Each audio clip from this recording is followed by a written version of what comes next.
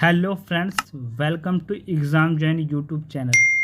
आज हम करेंगे नेक्स्ट पार्ट करंट अफेयर का, जिसमें हम कवर करने जा रहे हैं इंडेक्स, महत्वपूर्ण इंडेक्स एंड रैंकिंग यानी सूचकांक। उसको हम कवर करेंगे। इससे पहले हमारी ऑलमोस्ट सभी करंट अफेयर के टॉपिक कंप्लीट हो चुके हैं। स्पोर्ट्स के, अवार्ड्स के, बुक्स एंड ऑथर के हो गए, जीआई टैग के हो गए, सभी तरह के जितने भी हैं हम कवर कर चुके हैं। आज करेंगे सूचकांक, ठीक है। तो सभी का लिंक आपको इस वीडियो के डिस्क्रिप्शन में मिल जाएगा, आप उससे जाके देख सकते हैं। Henley passport index 2023। तो सबसे पहले ये देखेंगे, ये 6 मंथली रिपोर्ट जारी होती है। तो ये जो जनवरी में जारी हुई है तो वो उसका इंडेक्स है। तो हेनली पासपोर्ट इंडेक्स 2023, इसमें सबसे जो पहला स्थान है वो है जापान का है। जापान शीर्ष नंबर पर है। दूसरा स्थान सिंगापुर और दक्षिण कोरिया का है। तीसरा स्थान जर्मनी तथा स्पेन का है। पासपोर्ट इंडेक्स है क्या? इसमें एक्चुअली ये चीज़ देखी जाती है कि कौन से देश का पासपोर्ट कितना मजबूत है, यानी वीज़ा अराइवल। जैसे कि इसमें ये फैसिलिटी मिलती है कि किस देश के नागरिक कौन से देश में वीज़ा फ्री या अराइवल जा सकते हैं। ऐसी बहुत सी चीज़ें इसमें होती हैं। तो किस देश का पासपोर्ट कितना मजबूत है, किसी देश में जाने के लिए वहाँ को नागरिकों को कौन सी सहूलतें दी जाती हैं, तो ये सब चीज़ें हैं। तो जो जापान का पासपोर्ट है वो सबसे बेस्ट माना गया है, ठीक है। उसके बाद सिंगापुर, दक्षिण कोरिया, फिर जनवरी तथा स्पेन है। ये देखिए, ये क्रमांक यहाँ से भी आप इसे देख सकते हैं। जारी करता है पूछा जाता है, तो जारी करता है इंटरनेशनल एयर ट्रांसपोर्ट एसोसिएशन है, ये इसे जारी करता है। इस वीडियो को हम ट्रिक के सहायता से कर रहे हैं। आपको ट्रिक अच्छी लगी इसे लाइक, शेयर और सब्सक्राइब जरूर करिएगा। पूरी वीडियो देखिएगा, सभी की ट्रिक इतनी आसानी से याद हो जाएगी कि आपको दोबारा किसी अन्य वीडियो को देखने की ज़रूरत नहीं पड़ेगी, ठीक है। तो इंटरनेशनल एयर ट्रांसपोर्ट एसोसिएशन इसे जारी करता है। पाकिस्तान चौथे सबसे खराब प्रदर्शन के साथ 106वें स्थान पर है।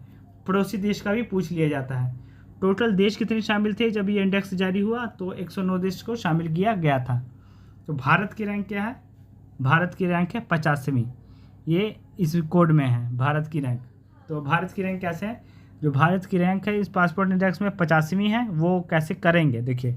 तो इसका जो ट्रिक है वो है कि ये सिर्फ ट्रिक है। ट्रिक के लिए हम इस चीज़ को कर रहे हैं कि भारत में ज़्यादातर विमान 8:05 पर उड़ते हैं। ये इसकी ट्रिक है, ठीक है। 8:05, ठीक है। तो इससे ये क्या हो जाएगा? 85, कि भारत की रैंक 85वीं है। ये इसकी ट्रिक है, इसे आप याद कर सकते हैं। भारत की रैंक 85वीं है हेनली पासपोर्ट इंडेक्स 2023 में। नेक्स्ट आगे, वर्ल्ड एयर क्वालिटी रिपोर्ट। तो वर्ल्ड एयर क्वालिटी रिपोर्ट ये दर्शाता है कि किस देश में सबसे ज़्यादा प्रदूषण या किस शहर में सबसे ज़्यादा प्रदूषण है। ये एयर क्वालिटी को बताता है किसी जगह पे। जैसे IQ एयर, जो कि स्विट्ज़रलैंड की कंपनी है, ये जारी करती है। जिसमें पहला स्थान लाहौर सबसे ज़्यादा प्रदूषित शहर है। ये शहरों की सूची है, ये देश की सूची है। लाहौर सबसे ज़्यादा प्रदूषित शहर है। दूसरा स्थान मुंबई है। तीसरा स्थान काबुल है अफगानिस्तान का, जो कि सबसे ज़्यादा प्रदूषित है।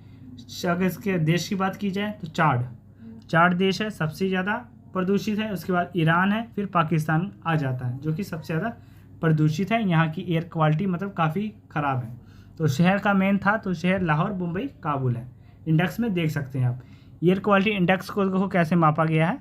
इसे 6 भागों में मापा गया है। गुड को 0 से 50 में रखा गया है। मॉडरेट 50 से 100 को। अनहेल्थी 4 सेंसिटिव ग्रुप को 100 से 100-150 में रखा गया है। अनहेल्थी कितने पे है? 100 से 150 से 200। ये पूछा जा सकता है पैमाना एग्जाम में कि हाँ इतने ग्रुप को क्या कहते हैं। 200 से 300 को वेरी अनहेल्थी, 300 से 500 को हैज़र्ड कहते हैं कि बहुत खतरनाक होता है ये हैज़र्ड, ठीक है। IQ इंडेक्स इसे जारी करता है। कुल देश कितने इसमें शामिल थे? 131 देश को लेकर ये रिपोर्ट जारी की गई है। तो इसमें कैसे करेंगे आप? इसमें जो भारत की रैंक है वो 8वें नंबर पे है, ठीक है। 8वें नंबर के, यानी भारत की पोजीशन भी काफ़ी ख़राब है देश के हिसाब से देखा जाए तो। भारत की रैंक 8वें पे है, तो उसको कवर कैसे करेंगे? इसकी ट्रिक देखिए क्या है। हवाएं 4 दिशाओं से होकर चलती हैं, ठीक है। जो हवाएं हैं एयर का है, तो एयर का ही कर रहे हैं। 4 दिशाओं से होकर चलती हैं, उसे 2 से गुना कर लीजिए, 8 हो जाएगा। तो क्या हो जाएगा? भारत का स्थान 8वां है। बस ये इसकी ट्रिक है। 4 को डबल कर लीजिए, 8 हो जाएगा। तो भारत का स्थान 8वां है। ट्रिक बहुत अच्छी, सभी करते जाइए, बहुत अच्छे से कवर हो जाएगी। बाकी सभी वीडियो का लिंक आपको इस वीडियो के डिस्क्रिप्शन में मिलेगा, आप उसे देख सकते हैं। सभी वीडियो को ऐसी ही वीडियो के साथ बहुत अच्छे तरीके से करवाई गई है। आगे OECD ट्रेड इंस्ट्रक्शन इंडेक्स।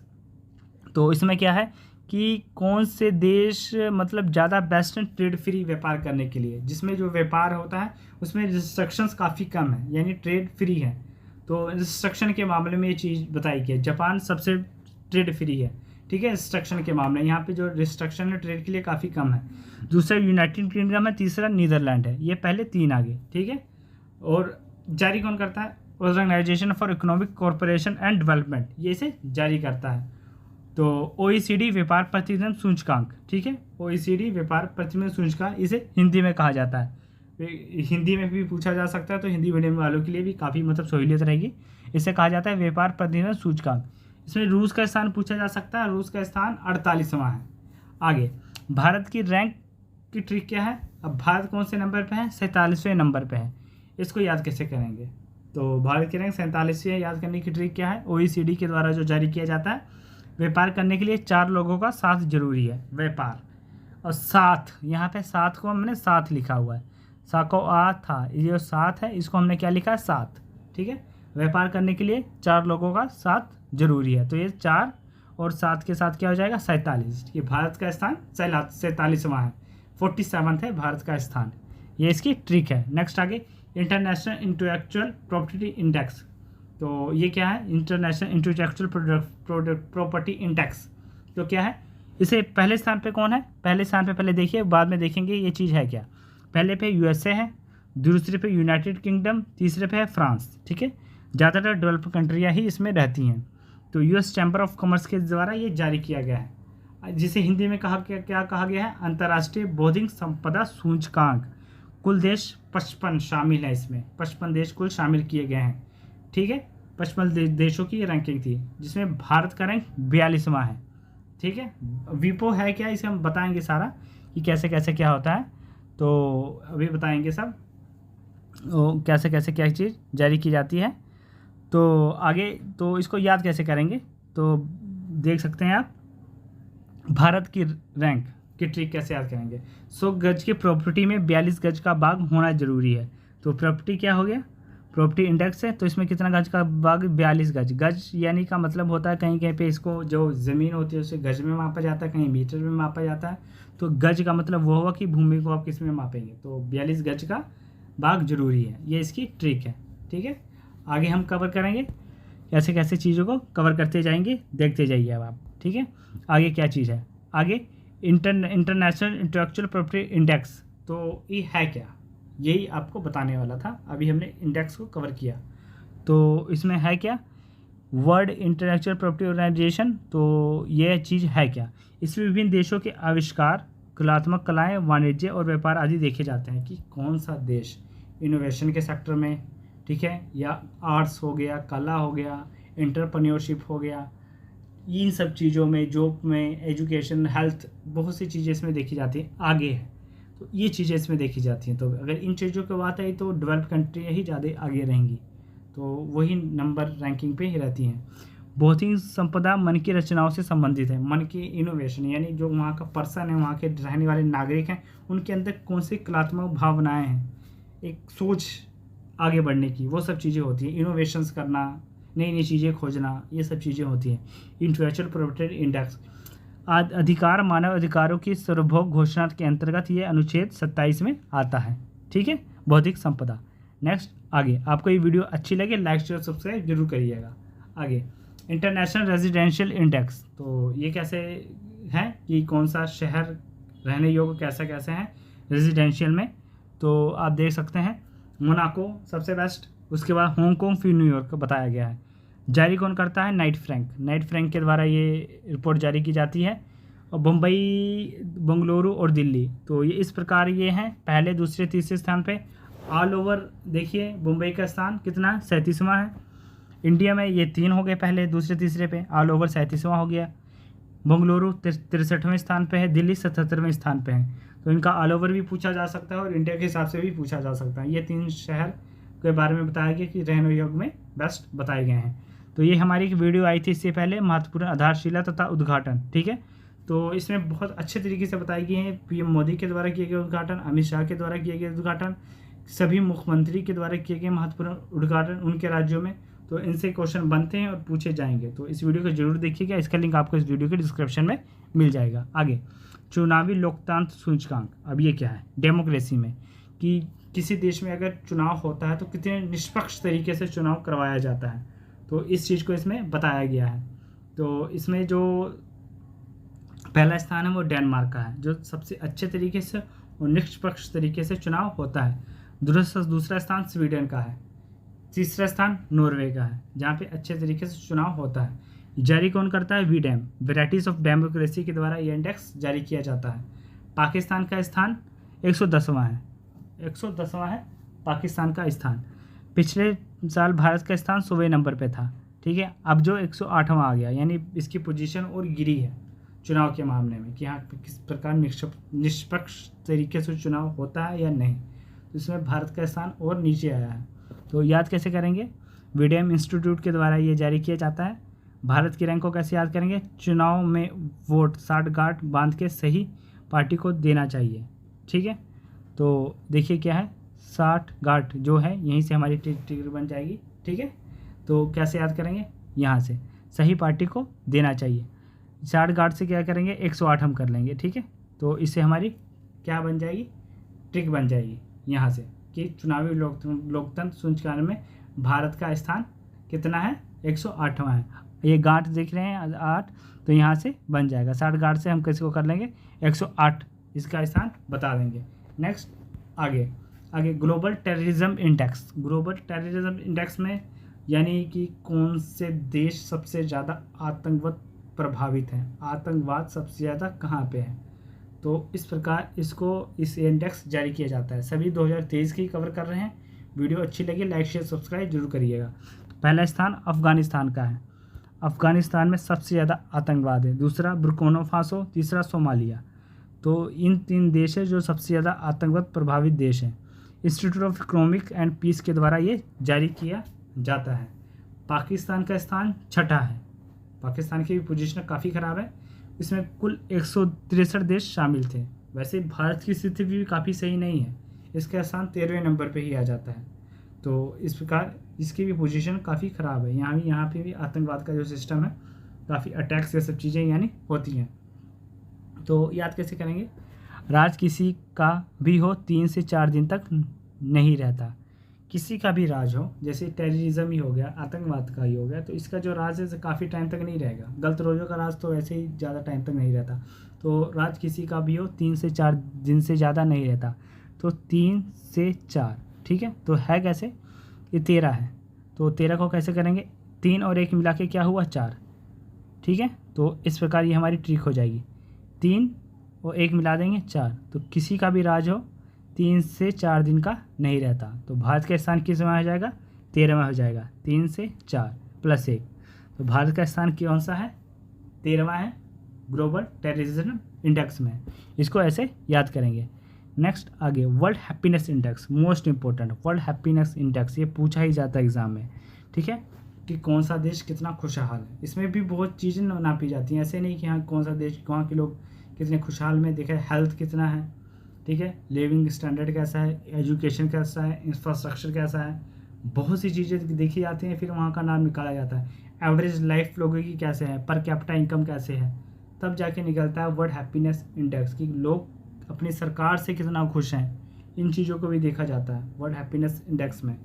पहला स्थान किसका है? फिनलैंड का है। दूसरा स्थान डेनमार्क का है। तीसरा स्विट्ज़रलैंड का है।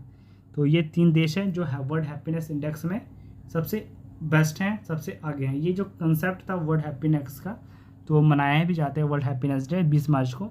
तो ये कंसेप्ट दिया था भूटान ने ये पेश किया था कि इसका भी एक दिन मनाया जाए वर्ल्ड हैप्पीनेस डे, तो इसलिए वो 20 मार्च को मनाया जाता है। संयुक्त राष्ट्र के सशस्त्र विकास समाधान नेटवर्क के द्वारा ये रिपोर्ट जारी किया जाता है, जिसमें जो पाकिस्तान का स्थान है वो 108वां है, ठीक है। म्यांमार 72वें नंबर पे है वर्ल्ड हैप्पीनेस इंडेक्स में। नेपाल 78वें नंबर पे है।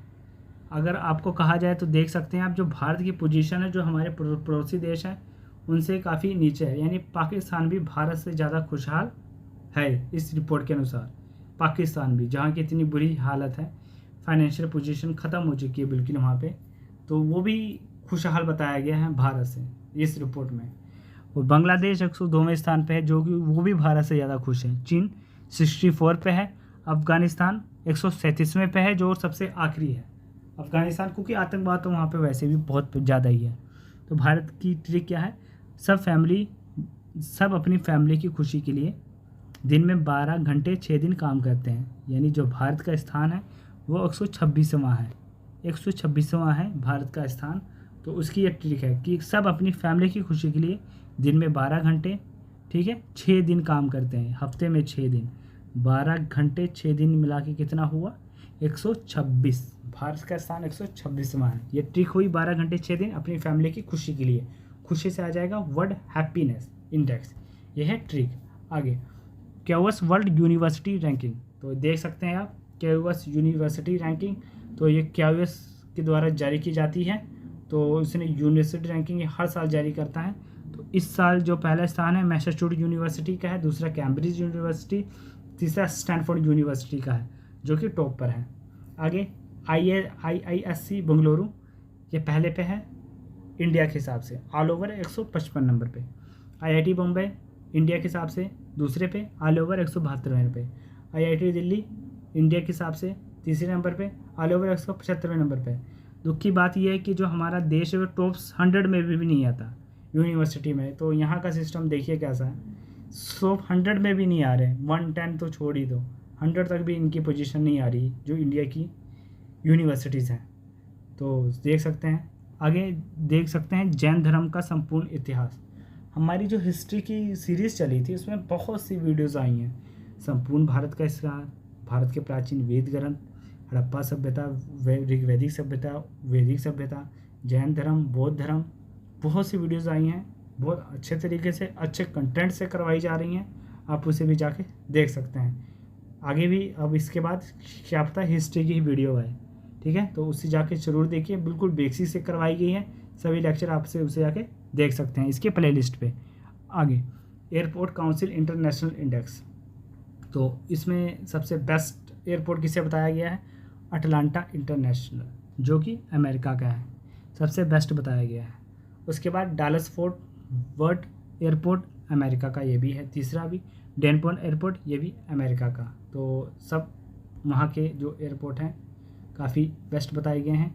जारीकर्ता एयरपोर्ट काउंसिल इंटरनेशनल, इसके द्वारा ये जारी किया जाता है। आगे देख सकते हैं भारत का जो है वो है Indira Gandhi international airport, 10th number पे है। न्यू दिल्ली एयरपोर्ट है वो 9th नंबर पे है। तो ये 3 एयरपोर्ट हैं जो काफ़ी बेस्ट है एयरपोर्ट काउंसिल इंटरनेशनल इंडेक्स में। आगे वर्ल्ड लॉजिस्टिक परफॉर्मेंस इंडेक्स, तो world logistic performance index, logistic का मतलब हुआ कि सामान लाने ले जाने में कौन सा देश टॉप पे है। यानी ट्रांसपोर्ट, जैसे कि जो ट्रेड होता है, तो ट्रेड में एक सामान दूसरी जगह से लाना ले जाना, लॉजिस्टिक में यही होता है, मैन्युफैक्चरिंग से लेकर लास्ट कस्टमर तक किसी चीज़ को पहुंचाना।